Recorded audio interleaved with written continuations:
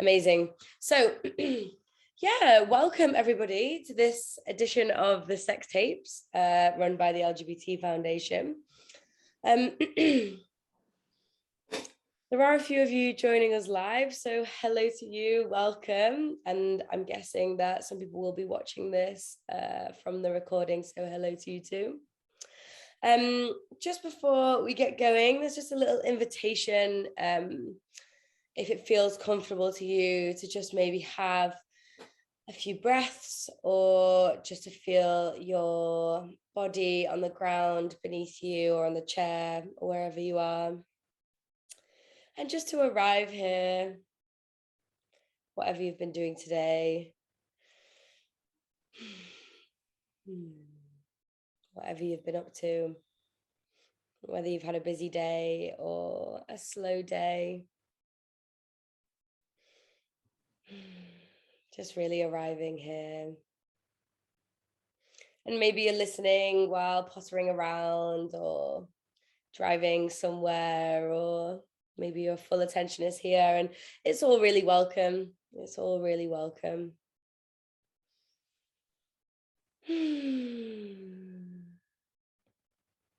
So hi. So we're going to be talking for about 45 minutes. We've got some beautiful questions that I'll introduce you to our speakers in a minute. And then we're going to have a chance for some questions. Obviously, the questions are going to come from the people who are watching live. But there's always an invitation to pop your questions on the YouTube video when we upload that. And maybe someone will be able to get back to you on those questions. So yeah, please do keep your cameras off if you are a participant and on mute throughout. If you've got any questions at all, just write in the chat box. Lauren is here, who also works for the LGBT Foundation, who is here for tech support. And also, if you've got any emotional support or you just fancy a little chat, you can message Lauren. Lauren, hi. You can't see Lauren, but Lauren is there.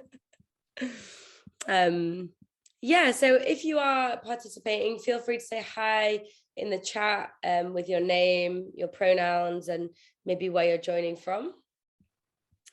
And yeah,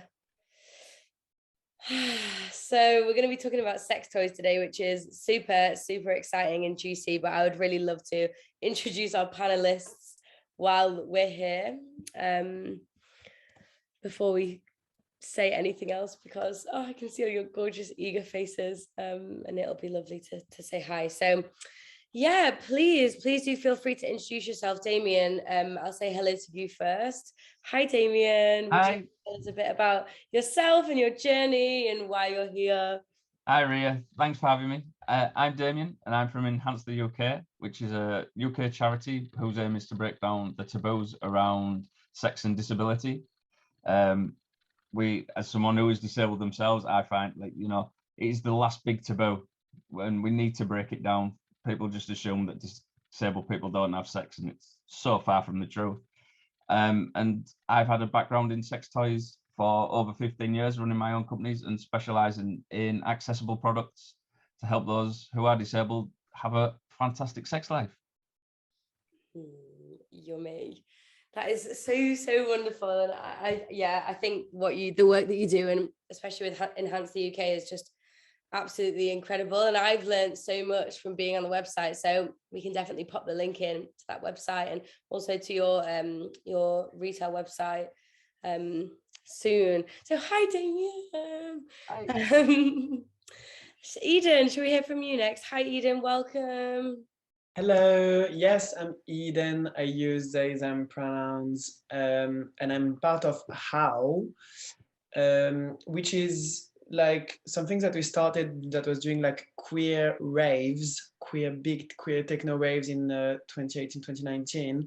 And during the pandemic, we started to develop a CBD lube brand. And yeah, it's for all gender and sexualities, but actually we specialized for anal sex, which is quite rare for lube and very queer. So yeah, that's me. We say yes to more queer anal lube. Right.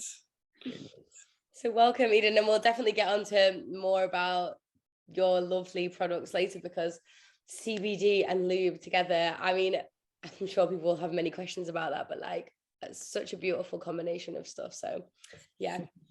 And last but definitely not least, Fiona, welcome. Hello, thank you. So I'm Fiona and I work at Bondara. If you haven't heard of us, we are one of the UK's top retailers of sex toys. We stock over 4,000 products, I think, but we're really trying to improve our inclusivity and diversity within our range so that it can go, everyone feels happy coming to our website. We've worked alongside the LGBT Foundation for about 5 years now, collaborating with them and donating some of our sale profits to them as well. So it's a great opportunity to join in this panelist as well. Amazing. Welcome, Fiona. So what a joy it is to all be together talking on this topic this evening.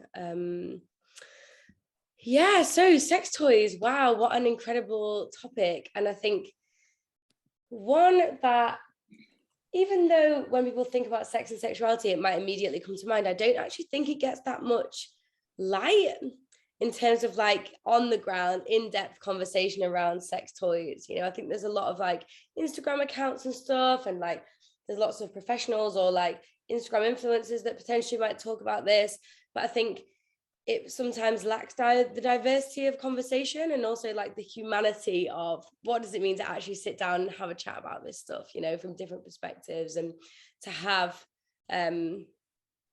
just to really get into the juicy juice of it all. So yeah, really, really excited to be having this conversation this evening. So my first question is, why do you think talking about sex toys is important?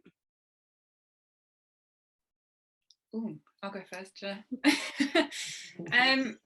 So I think not just the sex toys, but the whole masturbation sex thing really needs to be open wide for everyone in every community. Sex toys especially is great for you to find your own pleasures. I think, sex as a whole kind of seems deemed as a coupled or partnered act.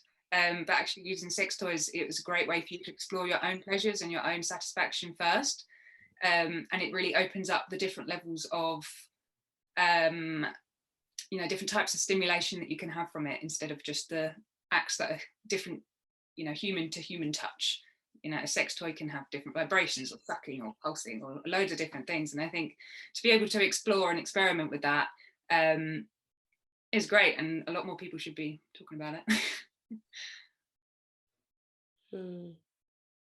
Yeah, it's like, I think we need to have these conversations at an earlier age as well. In my sex education work, and I talk to like late teens and people in their early 20s, and they don't have them conversations, and they need to have them conversations. I think once you start it, they realize that it's a safer way of exploring their own bodies, knowing what they like before they get into an intimate relationship, and that can only be a positive thing. Yeah, that's really important. That's a really beautiful point, actually, Damian, that it's a beautiful way to explore your body, potentially before, as part of your first steps into exploring sexuality. Yeah, that's so beautiful. I totally agree. And I think I will add, like, I agree with everything that is said, like also for queer people specifically. And like, I'm thinking about, for example, anal sex and my own discovery of anal sex. Like, it takes so long and there's something so taboo around it that learning how to gain your pleasure, like sex toys, can be a big help. Taking the time and seeing what you like and what feels good, and fighting the shame that is around it, really, ultimately. Like, yeah, and I think that's definitely true, Eden. Like, especially around anal sex, there is, I think, more stigma than potentially other types of intimacy and self-pleasure and pleasure in general, because we're coming from this history of, real oppression of gay men, of a lot of different groups, but especially from the HIV and AIDS crisis and what that brought into popular culture. I think there's a lot of unpicking and unlearning to do around different ways of pleasure. And I think that also for people who, you know, aren't in a specifically like male relationship, being able to explore anal sex also, you know, in, you know, straight relationships or like femme relationships, or, you know, different relationship structures and bodies, I think anal sex is one of the ones that potentially gets left out sometimes. I don't know. Do you have any thoughts on that? Especially for straight men, trust the gays. It feels good.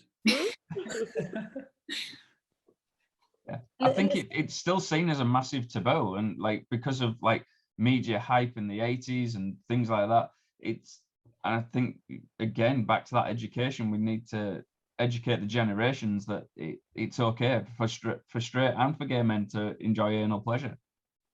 And for lesbians and non-binary people, and, you know, all these, for everyone, it's like all these amazing ways of pleasure that shouldn't be restricted to gender or, you know, sexuality types, you know. So I mean, with that, I think, you know, we are coming to an age where those sorts of things are breaking the taboo, and they are becoming less or more and more the norm. And I know for us as a business, we saw our anal department actually skyrocket during lockdown. I think as people were at home, they were looking to explore their bodies more, try something new. Anal play was one of the top things that people wanted to do. Yeah, there's certainly been an uptake in inquiries about pegging and things like that I've seen, like at the Love Lounge and in my other work. This brings me great joy. It brings me great joy, you know. It's like, what is possible with our bodies, what pleasure is possible when we step outside of the stigmas of what we think we should like or what we think our bodies should do, you know. It's like, and I think sex toys is an amazing way to delve into that and explore that. And, you know, like for me, like starting with those little anal, the butt plug kits, you know, like, oh, that's so friendly, it's so user friendly. It's like, you know, having these little ways that you can dip into something that might potentially feel quite scary or overwhelming if it's something that you haven't, you know, potentially explored before. I think as well also, sorry, but it's a good way to do it safely. I think especially as we're talking about anal sex, like to be able to get the sex toys that are safe to actually go in, you know, to the arse. I don't know how. I mean, like, because of pardon? Some that have a good base so they don't get lost inside. Yeah, it's making sure they've got a decent base on them, and so you're not going to lose it or anything like that. Yeah. So yes, let's just reiterate this one for anybody watching. Essentials for anal play is make sure the toy has a flared base. Yeah. Actually, speaking about the small, you know, like the small kits, I actually broke I like also try, if you can, to like not buy the cheapest one from Amazon because I broke it, and so I lost the base and I almost had an accident because of this. And on top of that, it hurt like a lot because it became really sharp. Like it was really bad quality plastic, I think. So yes, that was a learn. So can I jump in actually at this point, Ria, because it fits really well. When I shared this event on LinkedIn, one of the comments that I got was somebody saying, is it true that sex toys are still an unregulated market? And actually, what can people do to make sure that the products they're buying are safe to use? So I wonder if the panelists could maybe give some advice on that.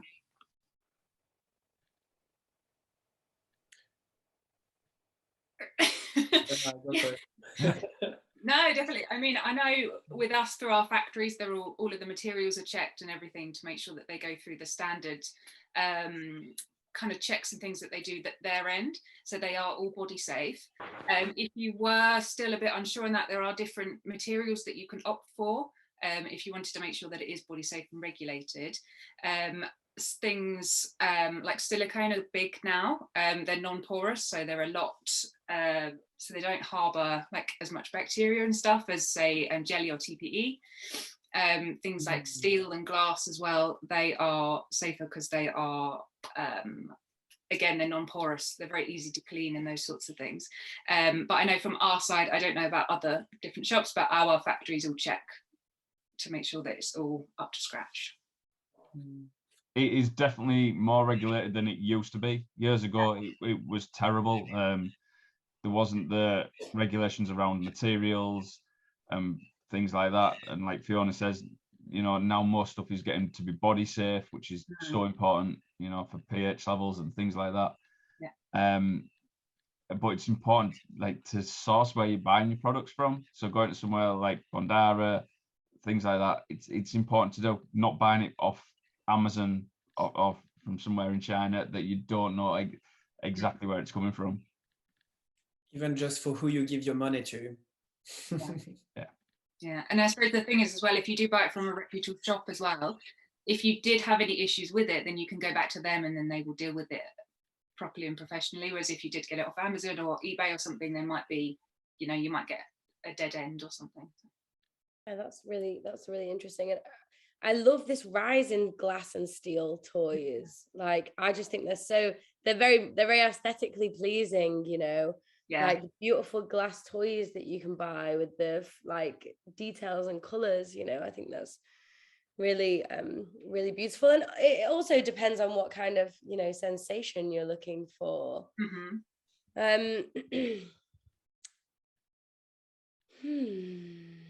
Yeah. So a sort of question that I really just wanted to sort of throw in that actually just came to me then was, you know, this question around talking about sex toys, but also incorporating sex toys into personal pleasure and also with partners.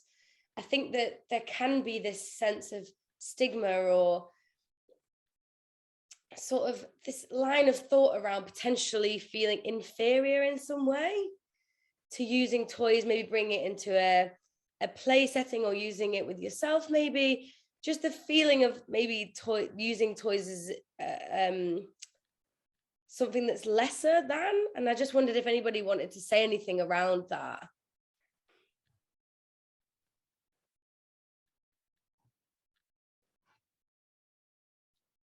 I mean, you wouldn't think that using your hand or using your tongue is like less, and I feel like it's adding tools to increase pleasure.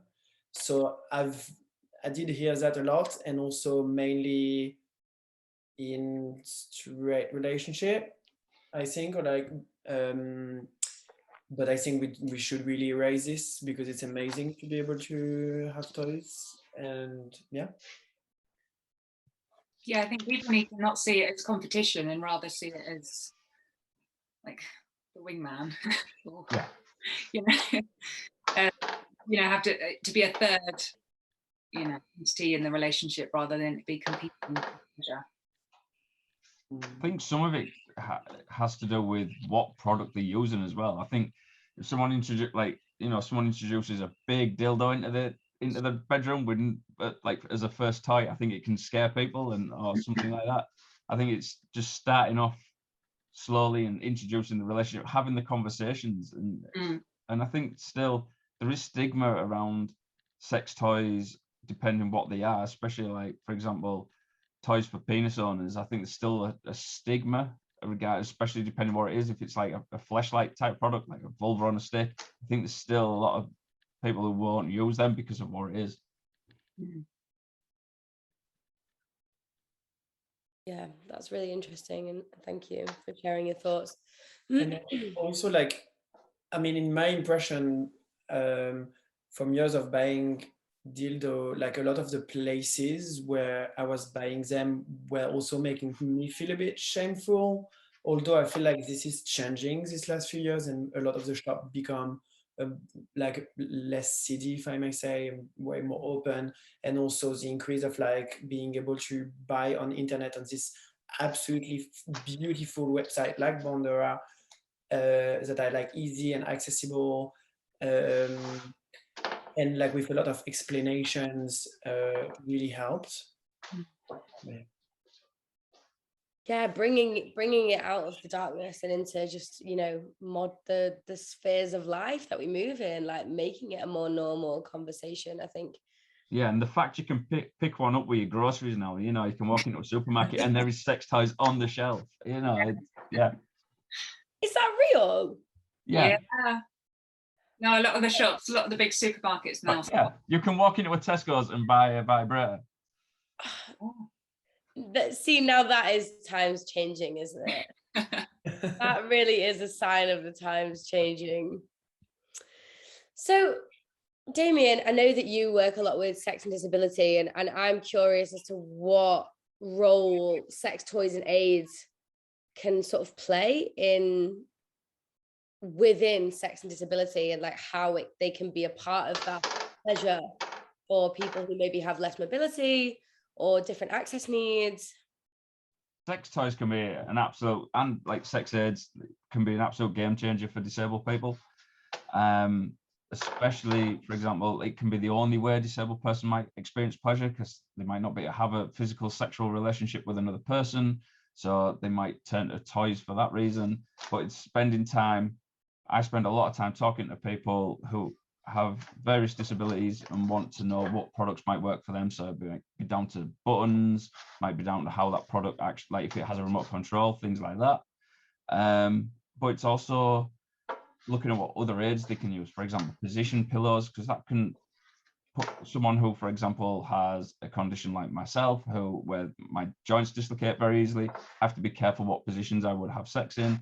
So using like position pillows, things like that can be an absolute game changer. And also thinking sometimes outside the box. So using something like a doggy style strap, you can use that in a reverse way to keep position on top and things like that. So there's so many possibilities. And also using, for example, your mobility aids that you already have. So like your wheelchair, you can use like bondage tape to turn it into a restraint device and things like that. Using hoists as sex swings, the possibilities are really endless. And this is my big thing. Disabled people have fantastic sex, but they just do it in a different way. I love that. Yeah, me too. And also like I think this is what the conversations like this do though, is like bringing it out of the sort of darkness. And then it's like, wow, what's possible though? What is it that we can do with these bodies, whatever capabilities that they have, and whatever, like different ways we can tailor our pleasure. It's amazing. It's really amazing. Technology is changing things as well. There's so many like sex toys coming out now with apps that, disabled people can use easily, or more easily. But then, like I say, it's simple things like, for example, if you have hand dexterity issues, putting like a disposable cock ring on a couple of fingers and it makes your hand vibrate, things like that. There's so many different ways you can do things. Like I say, I love the thoughts of using hoists and things like that as sex swings, and I've spoke to people who do that quite often, and they just think it's an absolute game changer for them. But yeah, like I say, using what you've got, it's the best way. Absolutely. So obviously we're here as well to talk about queer relationships and queer the use of sex toys in queer life and the queer sphere, which I love that as a phrase. So sort of my next question is, what specific toys and accessories do you think like are more suited to LGBT relationships and bodies and setups? I think one of a couple of options that kind of spring to mind straight away when you think of like queer or gay relationships would be things like strap-ons, prostate massagers, and then neutral kind of masturbators as well. Those are things really can make sex enhanced a lot more within those couples, as they can for straight couples as well. But we do have, at Bondara, we've got lots of different ranges that kind of tailor to different needs as well. So I think some of those are good, when you're talking about queer relationships, that if you're say in a lesbian relationship, a strap-on can really aid to give the sensation to bring them closer together, by having that intimate,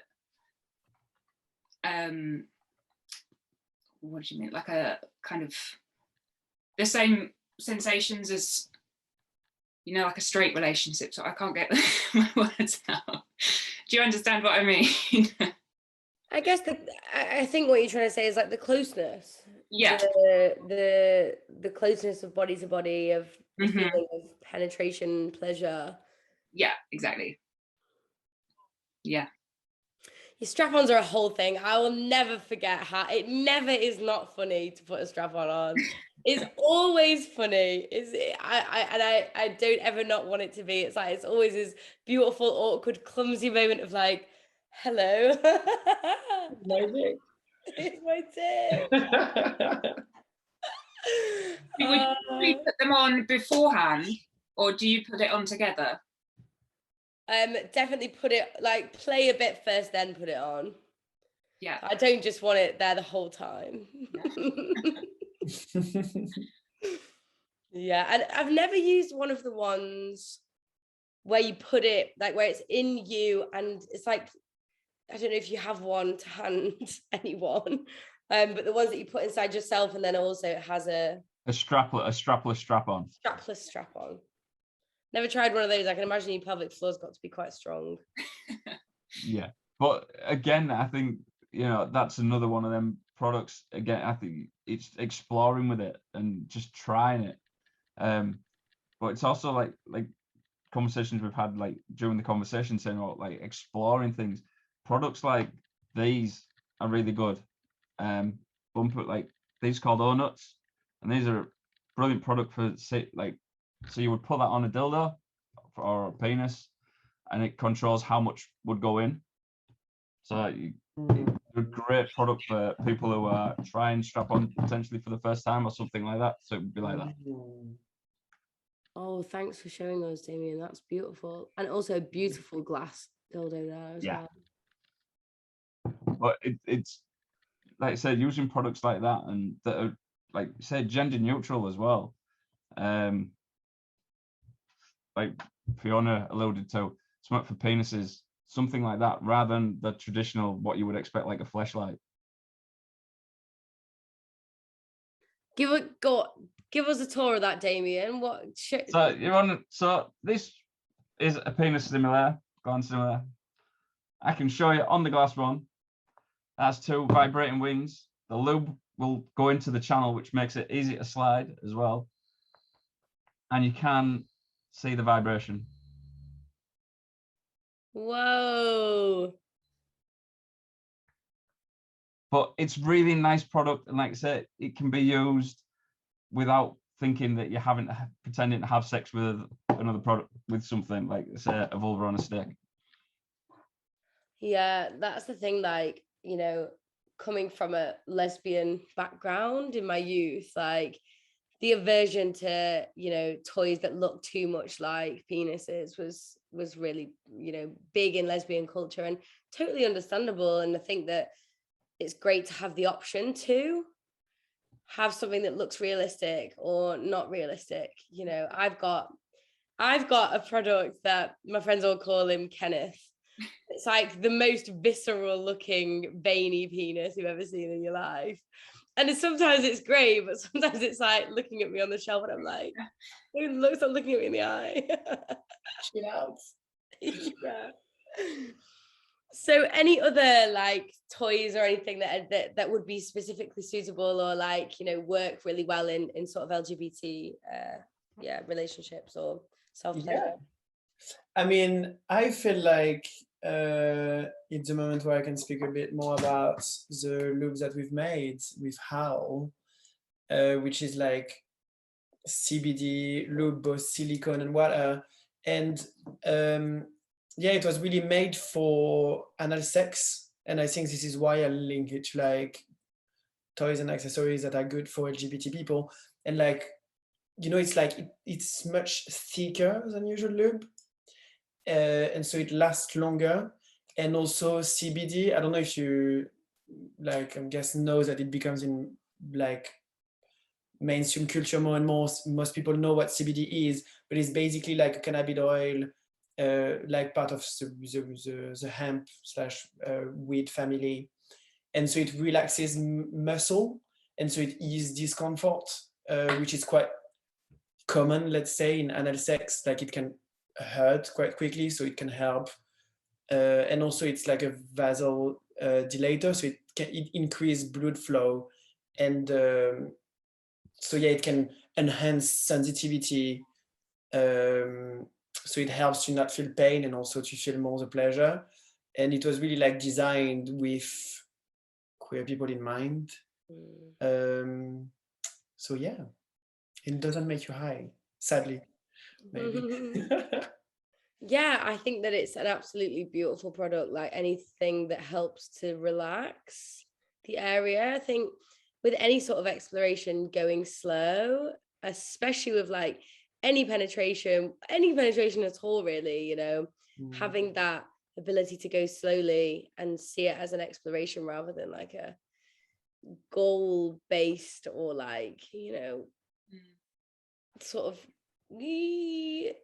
super like fast interaction, which can often happen, like just being able to bring that sort of breath and, you know, the rest sort of element to it can really help with you know, nervousness and that pain that you were talking about, Eden. So yeah, I think it's such a beautiful product.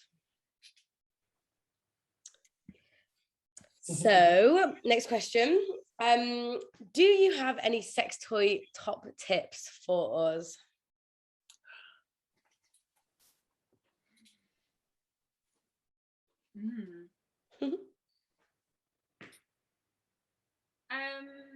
I think from me, I kind of briefly covered it already, but to just take that time to explore your own sex toys and your own pleasure first. You know, it doesn't matter what the sex toy might be that you want to try out, but just to make sure that you're comfortable with it and know what you want from that. Because I think if you were to bring, you know, say a toy into a relationship or anything, and it was the first time both of you were using it, there might be, you know, some parts of it that you don't like, or you realize that you might not be into it, or your partner or whoever. So really just to explore yourself first with it, and then to open it up and see what you can get from the toy, because it might just be, you know, a simple vibrator, but you can use it in so many different ways, and that you might think like, oh, I don't like it there, but I really like it there, you know. And in that way you can explore and be able to tell and communicate with future partners about what you like. Yeah, don't get frustrated as well. Like if you buy a product and it doesn't work for you, don't be off put from trying something else. It might not be like, you might go into a shop, buy your first toy and think, oh, this is going to be it, but it might not be. So don't be afraid to experiment and use lots of lube as well. It will always be a top tip. Yeah, although no silicone lube with silicone toys. Nope. Because you can break them. But that's top tip, guys. Don't use silicone lube with silicone toys. Start small as well, might be a good idea as well. Don't go for the biggest. And I think one thing that like that springs to mind for me is like to just sort of, if you're gonna, when embarking on this journey with sex toys, and if shame does come up, it's like just being really curious about it, as opposed to like fully identifying with that shame. It's like sort of being like, where does this shame come from? And like, is it really mine, or is it a shame that I have, you know, like adopted from culture or my family, or something I saw in the media, or something that they said in this, you know, school playground? It's like, where are my thoughts surrounding sex toys and sex in general? Where are they coming from? You know, and like, can we sit with that shame, or can we sit with that, you know, potential trickiness and just really welcome it as part of the experience? Like, where does it come from, and how is that informing my practice? And do I want to, you know, keep carrying the shame, or do I want to start breaking it down or creating new stories around sexuality, you know? What do you think, Ria, about the media representation of sex toys? Because I'm thinking, as you said, that of, you know, Sex and the City and the rabbit, and that incident a few years ago where Zoella was removed from some exam questions because she did a video about sex toys, and that was deemed to make her entire platform unsuitable for children. And it feels to me that there's really limited positive media attention. I really feel like it depends where you're located in society, because I feel like my generation, if you're on Instagram, you got hot access to it.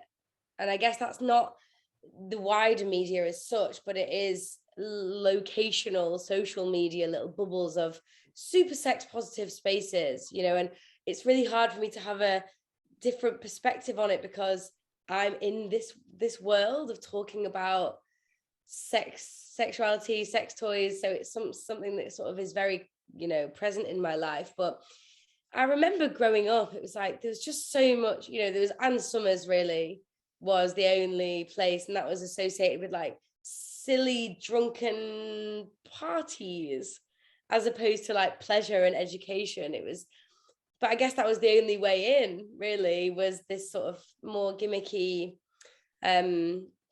But yeah, I'd be interested to hear from any of the panelists on your views or thoughts around sex toys in the media.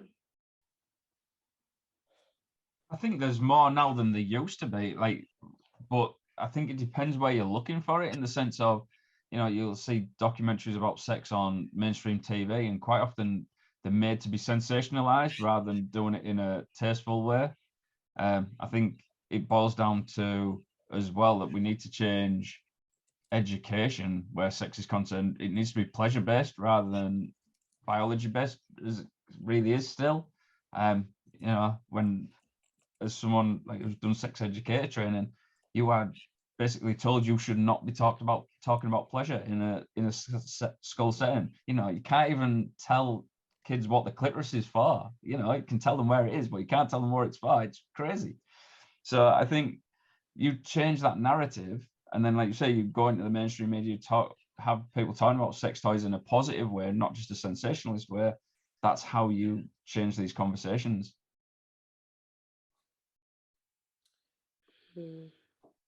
Yeah, I mean, you were also speaking about like social media a minute ago, and immediately like it made me think of like, you know, the fact that we're stuck in bubbles, and in like, I think we're stuck in very queer sex positive bubbles, but actually wider media is really not like this.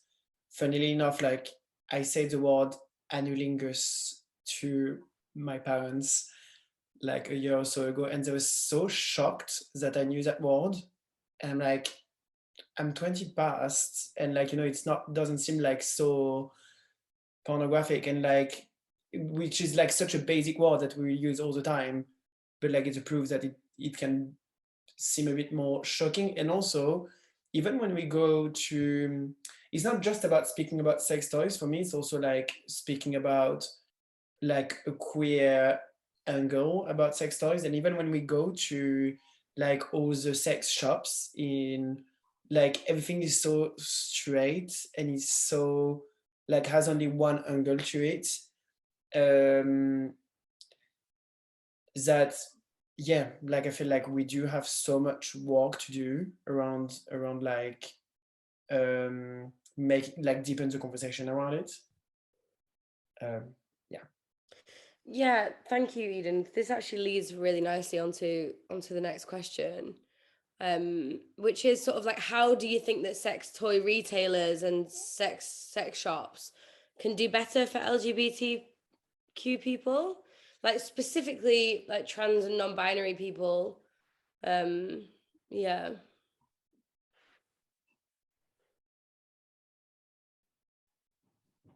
I think it's getting away with gender-specific toys, and also a big thing. And it has changed over the years I've been in the industry, but packaging, like packaging, at times for some companies is so bad, and it still has very like adult imagery on it, verging on pornographic, and that can put people off. So I think going to more neutral packaging, and then looking obviously at the accessibility side as that as well. But yeah, I think that's one where I'd say they need to start.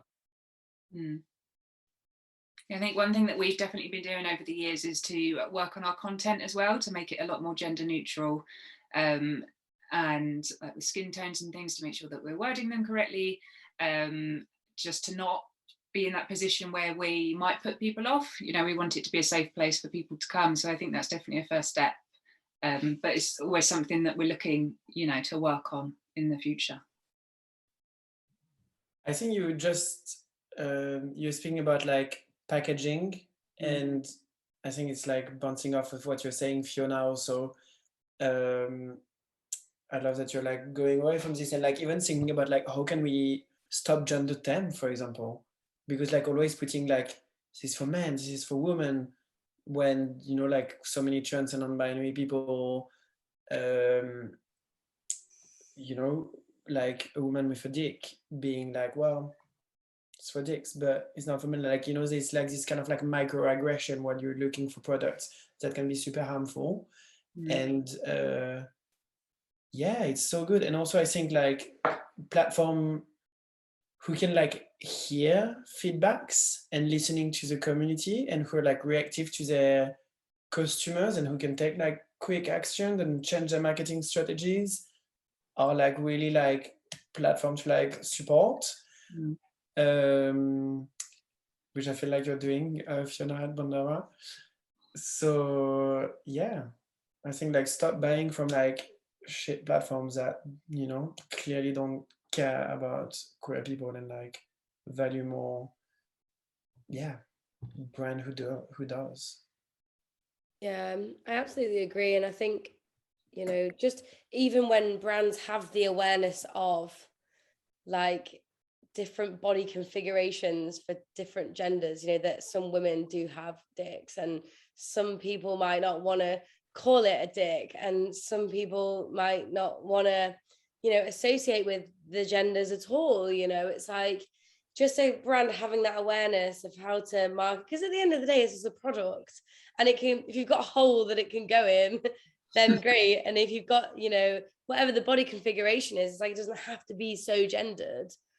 I feel like just when a brand has that, it just makes so much difference. It's like, oh, you care about us, you care about the fact that there's so much nuance that comes with sexuality and body types and all this stuff. And something that I also think is really worth taking into consideration is like having like pricing structures, because some people, like for people who maybe are more, for want of a better term, like marginalized in society, people who are impacted more by like inequality, it's really fucking hard to afford sex toys, and having that awareness as well, and to just even say that on a website is like, oh, we understand that some people might not be able to afford our toys, so here's a way, that it's more accessible, and having accessibility in that way, I think it's definitely something that should be brought in more for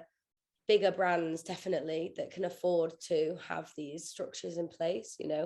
First, like for example, you, Eden, with the smaller brands, and Damian yourself, it's like, it's harder to find a way to do that, but for the bigger brands, it's like there's no reason that that's not possible. So definitely something to... I mean, even as a smaller brand, when people ask us for reduction and stuff like that, because they are lacking the funds to be able to buy a product, we give it to them. So it's like, bigger brands should be able to like do stuff like that too.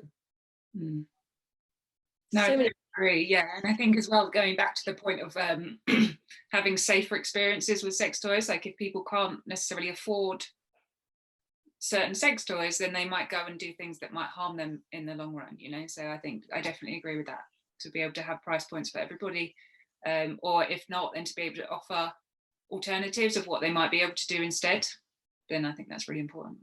Yeah, it's important to keep people safe. So like Fiona says, if you've got that price brackets that someone can come in at they won't have maybe the top range technology and things like that, but there is a way of exploring a cheaper price bracket.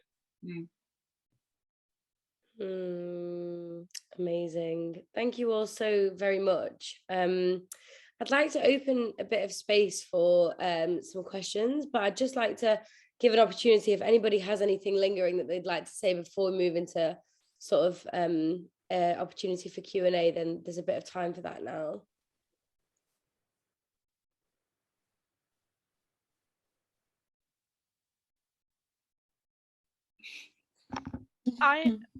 I wanted to come in, if that's okay. Emily, just so you know,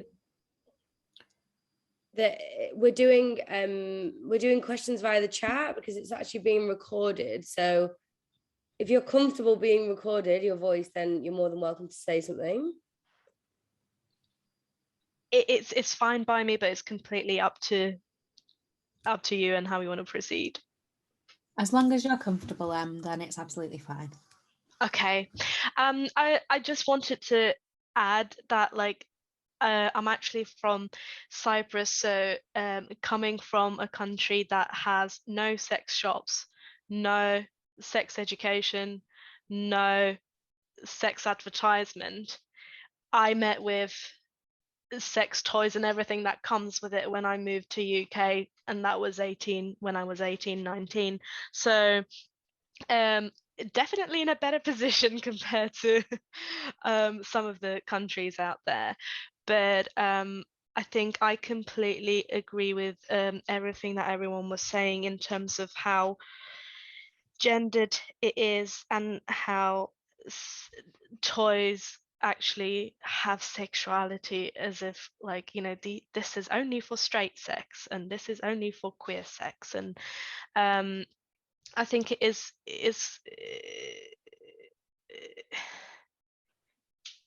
I just agree with the whole idea of it having to change a little to represent sex itself rather than who's doing it. Yeah, that's a beautiful way of putting it, Emily. Thank you. Fancy a question from the chat. So Steve asked earlier, particularly to Fiona, but I think some of the other speakers could answer as well. What's the testing process like for new products? So do you have people from different demographic groups? Do you have disabled people who test your products and give you feedback? How does that work? So what we have at Bondara is what we call the pleasure seekers. It's a external team of about 50 people.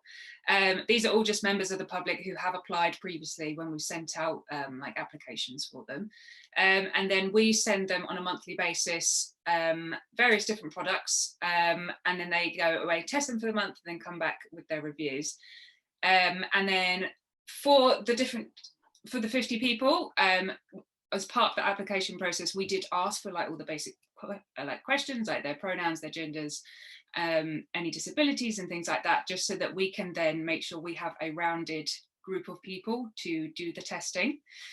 So yeah, we do have several different people from different communities, different percentages of people are in that, and then it does change as well. So every 6 months or so we change up the group, just so that, you know, we have new people, new reviews, new you know, opinions and stuff for the toys. Well, I know what I'm gonna apply for tomorrow. Please do. Oh my God. It's important to get a wide range of like demographic when testing products as well, because what will work for one person doesn't always work for another. So if you can get that wide range of thoughts, and I think it helps companies get the products right. I talk to companies all the time about how trying to get products accessible, because a lot of them just don't think of like the small things that might matter to someone. So it's just, yeah, it's working on things like that. Yeah, it's really great to get the feedback back as well, because then that goes over to our buying team, and then they're able to make, if possible, depending on what the toys are, small adjustments as well at the factory side, so that they can come back improved. But just back to the previous question, just about like sexuality and toys and things like that.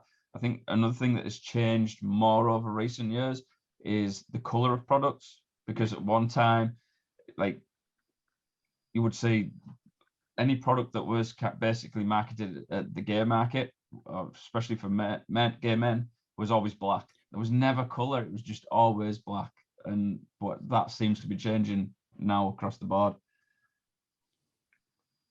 Yeah, I think there's a lot as well about packaging, isn't there? So for me, I'm going to be much more likely to buy a product that's got a cute little design on it and it looks quite neutral than I am to buy, you know, a typical tacky You know, maybe it's a dildo and it's in a box with a picture of a scantily clad, very slim white woman, and you know, it was very clearly designed for a straight man to be attracted to it.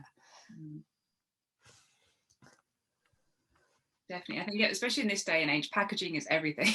I don't know about everybody else, but I will buy something just for the packaging sometimes. Yeah, agreed. If it's got nice colors and like it looks like well designed, like some of the toys you can get, like my partner and I got like a G-spot vibrator, and it's super simple, but it's just so well made, and Yeah. it's so soft, and it's like you can just tell that so much love and care has been put into the design of it, you know. Yeah, something like that is like an ideal starter product. So that is a couple's toy called the Candy Cane from a company called Satisfyer. It's just a very basic toy, but it's a great starter product, but it just looks nice as well, aesthetically. It comes in really nice packaging as well. Damien, you're going to have to explain that one to me as well. Right, so this one can be used, this can be used in a multitude of ways. So it can be used to stimulate the nipples, the clitoris, penis, because it's that bit that vibrates. Them two bits vibrate. So you can use it in so many different ways. And it also, which is really accessible, it sits on the hand. So it's a great accessible product as well. So beautiful. I'm aware of time, and I really would like to stick to the time constraints for the reasons of good timekeeping. So I'm aware we've got one more question. So we've got a question from someone asking, do you have any advice on breaking down shame with regards to exploring your body on your own with sex toys and masturbation?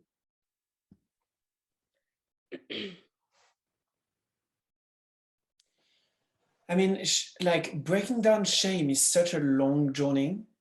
And this question immediately made me think like that more, like there should, like more sex brands should create educational content to kind of like make their users think about, you know, sex and everything that is around it. But I think for me, like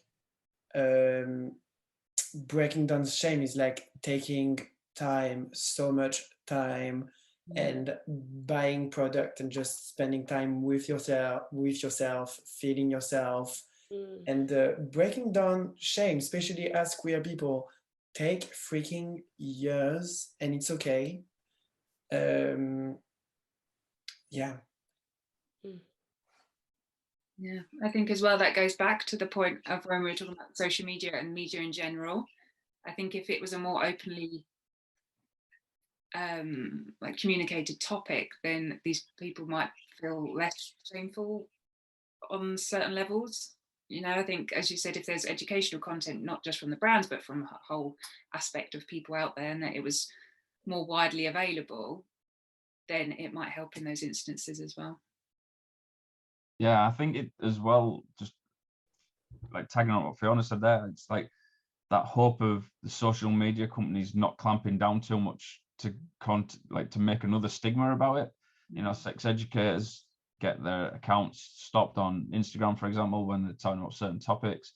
I think if we need to stop that. We need to have open, honest conversations, and then, you know, that at the end of the day, using sex toys is fun, and that's what it should be. It should be fun and pleasurable. Thank you so much, everybody.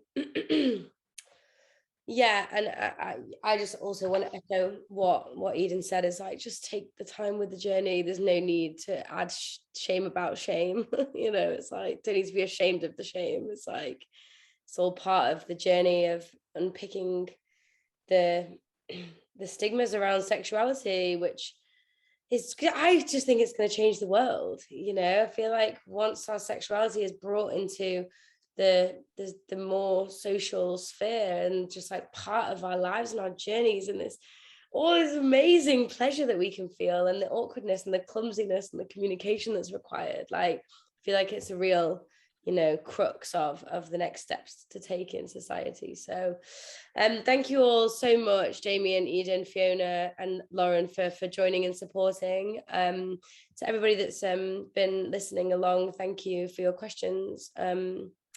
Please do fill in. Lauren's just sent a little feedback form. Please fill this in, because it will be so much use to us, and it doesn't take that long. Really helps us with creating events going forward. Please, yeah, Lauren's just sent exactly what I was going to say. There's the links to everybody's social medias, websites and things. And maybe we can send an email out in the next couple of days to participants with everybody's links, and maybe a link to the YouTube video once that's up. So thank you so very much for joining and sharing your wisdom. Thank you. We'll see you soon. It was amazing. Thank you very much. Thank you, everyone. Bye. See you soon. Bye.